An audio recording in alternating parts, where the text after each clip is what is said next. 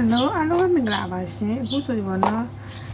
ရွှေရဘလူးစုတက်တယ်ဘလူးစုမတက်ဘူးနော်အားလေးတစ်ချက်ပြမယ်နော်ဒီမှတ်ပြမလို့မကျန်းနေရတူတူပါပဲဒီမှတ်ကျန်းတူတူပဲဒါမှလည်းပေါ့နော်စိတ်အထင်ပေါ့ဒီမှတ်ကျန်းလေးတွေဆိုပူကောင်းတယ်ဒီလားပြီးွားရင်လေးကိုရွှေစမ်းတဲ့အခါကျရင်အုပ်စီကိုအရန်ဆွဲနေအောင်လည်းမလုပ်ရဘူးအရန်ခြောက်နေရတယ်မလားအရန်ဆွဲနေတယ်အရန်ပေါ့နော်ဆိုနေတဲ့အခါကျတော့ပေါ့နော်ဒီနေရာမှာချစ်လိုက်ပြီဆိုတာနဲ့ဥမာနဲ့14ပဲဆိုရင်အုပ်စီနဲ့ကြတော့အရေးတက်ပြီးတော့15ပဲလို့ကိုယ်စိတ်ထဲမှာမှန်ပြီးလေပေါ့နော်ဟိုရွှေဝဲတဲ့ခါမှာအခက်အခဲဖြစ်နေတယ်ပေါ့ဒီလိုမကြိုက်လေးတွေဆိုကောင်းတယ်တိလားအရန်အုပ်စီကိုလေးမဆွဲနဲ့တိလားဟိုစမ်းမယ်ဆိုရင်စမ်းမှုဆိုင်လေးရှိသေးရဲ့နော်ဥမာနေနဲ့ဟာစမ်းမယ်ဆိုရင်ဒီမှာဘောင်လေးတွေလားဘေးဘောင်လေးတွေကိုလေအตาလေးအဲ့လိုချစ်ပြီးလားအဲ့လိုမျိုးလေအตาလေးချစ်ပြီးနော်ဒီမှာရွှေရံလေး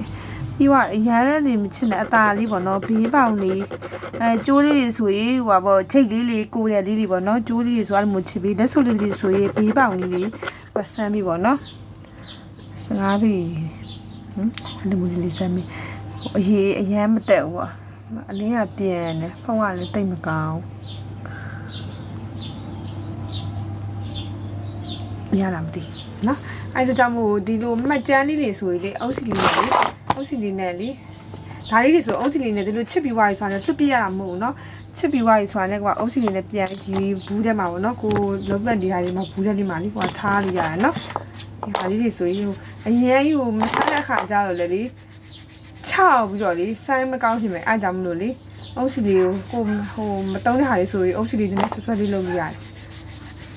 ကိုတုံးတဲ့ဟာကြရင်အုပ်စီအရင်ဆွဲနေရလို့မရအောင်နော်